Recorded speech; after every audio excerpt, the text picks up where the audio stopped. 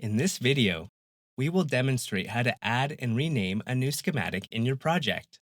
To add new schematic pages to the project, right-click on the project. Then select Add New to Project, then Schematic. Repeat this process 2 additional times so that you have 3 new schematics. Right-click on the schematic labeled top_level and select Rename. Change the name to can_interface as shown. Go to File, then Save All to save the project and all the new schematics at once. A dialog box will pop up, prompting you to save the new schematics you added. This will save the files to your local hard drive.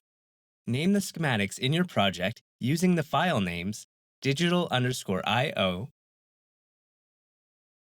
relay_IO,